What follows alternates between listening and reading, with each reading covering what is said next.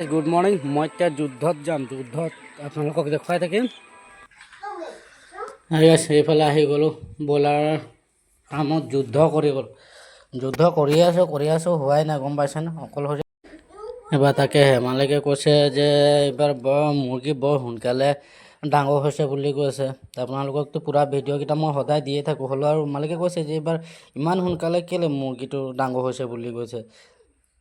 আৰু একো মেডিচিন দিয়া নাই, যি সেইটো অনা সময়তে দিছিলোঁ আৰু সেইটোৱে দিয়া নাই। আজি আপোনাৰ 15 দিন কৈছে 18 দিন হৈছে। মুৰ্গী আপোনাৰ 300 গ্ৰাম 400 গ্ৰাম এনেকুৱা হৈ গ'লগৈ, মানে মোবাইলতে এনেকুৱা দেখি হৈ গ'ল।